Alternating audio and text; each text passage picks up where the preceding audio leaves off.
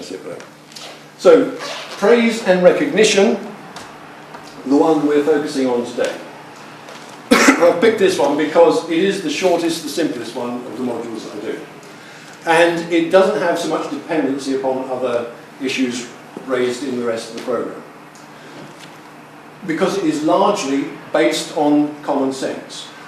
In a sense, I'm not seeking to tell you anything today that you don't already know. I'll be quite disappointed actually if, oh, I never realised that. Because it is based on what everybody knows, common sense, things that make sense to any management process. So what does everybody know about giving praise and recognition? Everybody knows that people who feel good about themselves and their work and the organisation they work in tend to work better, smarter, harder, you name it. Okay? Now, if everybody knows that, why don't we do it? Why don't we make them feel good about what they're doing? If you ask people why they don't use praise and recognition more than they do, which in many cases is once in a blue moon, or never, the answer is, well, they're paid to do their work. You know, I give them money. What more do they want? But everybody knows, there's a smile of recognition there, Jason.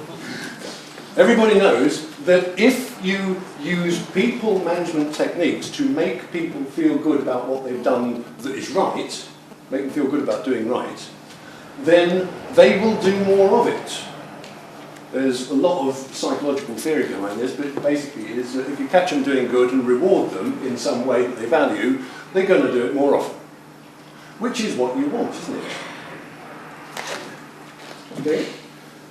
So, looking at it from the other point of view, if people are dissatisfied, negative, all those bad things, what's going to happen? They're going to work poorly and they're probably going to eventually leave. And studies have shown that the reason why people are dissatisfied in any job situation actually has very little to do with how much they're paid. Somebody once established that everybody who's paid something would be much happier if they all got £2,000, more than they get at the moment. But once they get that 2,000, they get more than 2,000. But the amount of money you get out of doing a job is more or less comparable with what you get out of doing that job anywhere else. There's not a great deal in it. What does make a great deal of difference to things like staff turnover, staff productivity, and collaboration and cooperation, all those good things, is people's feelings about how they've been treated. And it's the manager's role to manage that, manage their feelings, manage how they are treated, because it's the manager who treats them. Okay. So that's one reason for using praise and recognition as a management tool. So because it's the right thing to do. It's better to treat people well than to treat people badly. Simple as that. Simple. Okay. Another reason for doing it is it's good manners. You don't have to abandon your manners once you start in the workplace. Third reason is that it works. You won't necessarily have to just believe me that it works. You will see that it works. And I'm sure you've tried it on occasions and you found that it has surprising effects when you thank people about it. Within BNI, obviously, we have this sort of more structured way of giving thanks through testimonials. And you do feel good when you get one, don't you? You feel great. Okay. And the same applies in the workplace. But given that this is the northeast, and I'm based in Yorkshire, and it's nearly Scotland and so on, the key advantage for using these kind of techniques is they don't cost you anything. You don't have to have costly people incentives in order to get things happening better. You just have to change the way you treat people. And it's free. So if you can get some benefits for no cost, it's a no-brainer to go and do it. Okay. Now, the kind of praise and recognition that we're going to be looking at today is not your bog standard, everyday, thanks for doing that, thanks for the job, well done, good job, etc. Those kinds of things I would expect you to do on a regular basis anyway. What we're going to be looking at today is what I call the sledgehammer version of giving thanks, praise and recognition. And it is a very powerful tool. Let me tell you a story. All training events have stories in them. This one, from a training point of view, is quite unique, and it is actually true, because it relates to my experience.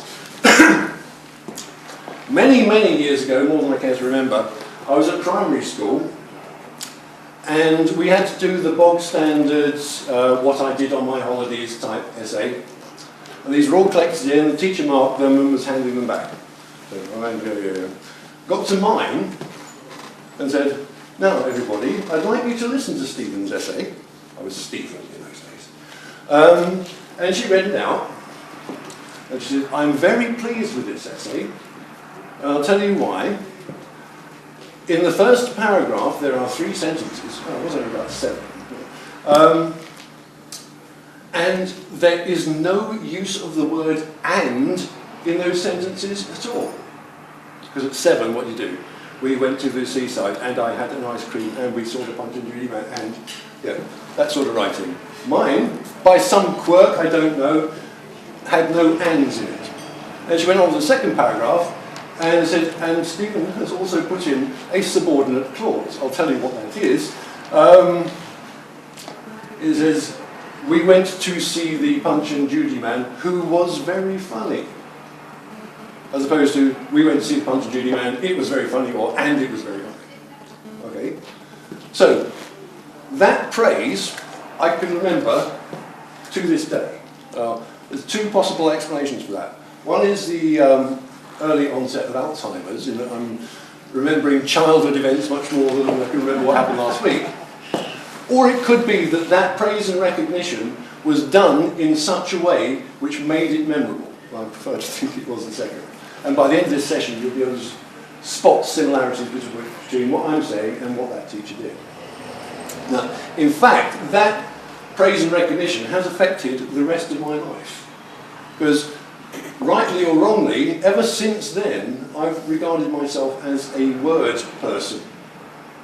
I did the arts stream at school. I did a degree based on words, which is philosophy. Throughout my career, I've been a wordsmith. I've always done things with words and considered myself to be reasonably good at it, rightly or wrongly. But that has affected the way in which I've run my life. Okay, not bad for a quick couple of seconds of praise and recognition. So it is a very powerful tool when used in that way. Okay, now because it is a very powerful tool, you wouldn't want to use it for every job.